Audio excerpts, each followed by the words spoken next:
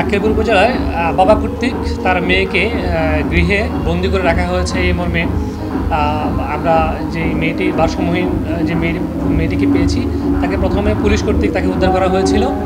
পরবর্তীতে আমরা তাকে উদ্ধার করে উপজেলা প্রশাসনের সহায়তায় তাকে ডাক্তারের পরামর্শক্রমে বগুড়া বিএডিএস একটি মানসিক হাসপাতাল, সেখানে আমরা তাকে স্থানান্তরিত করি এবং সে জায়গায় পরিচালক এবং ডাক্তারের সঙ্গে আমরা কথা বলি এবং তাদের পরামর্শক্রমে বোঝা যায় যে এই ধরনের রোগী 3 থেকে 6 মাস অন্তত তারা রাখার জন্য বলেছে। সেখানে আমরা তাদের সঙ্গে কথা বলেছি যে পর্যন্ত সুস্থ না হবে, উন্নত জীবনে ফিরে নিয়ে আসতে পারবে, সেই পর্যন্ত তাকে আমরা সেখানে রাখার ব্যবস্থা করব।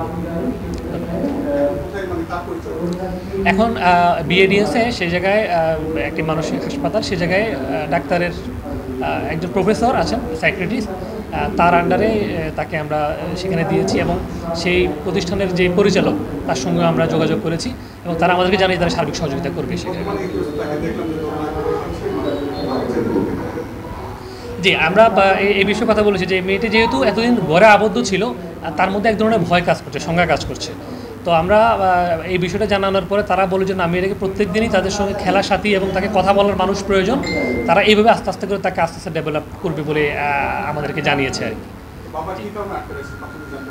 আমরা প্রাথমিকভাবে জানতে পেরেছি যে বাবা তার এই মেয়েটার বড় বোন, সে একটি সম্পর্ক করে একটি ছেলের সঙ্গে পালিয়ে গিয়ে বিয়ে করে।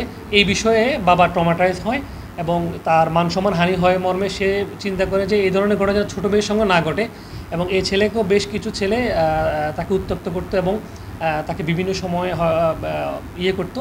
এই মর্মে তিনি নিজের মানসিক বিষয় থেকে তিনি চিন্তা করেছেন যে বড় মেয়েটি যেহেতু চলে গিয়েছে, তার মান সম্মান হানি হবে, এটা কি তিনি করেই মূলত আসলে এটা করেছেন বলে প্রাথমিকভাবে আমরা জানতে পারি।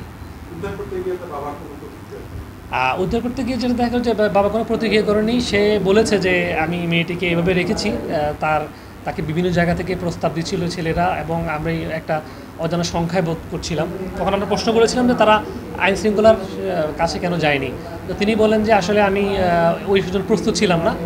আর সর্বকালে তিনি আসলে এটাকে এত গভীরভাবে হয়তো চিন্তা করতে পারেননি তিনি আসলে। তো আমরা ওনার সঙ্গে কথা বলেছি এবং উনি পরবর্তীতে বলেছেন না, উনি মেয়ের চিকিৎসা প্রয়োজন এবং উনি যেতে কোনো বাধা দেননি।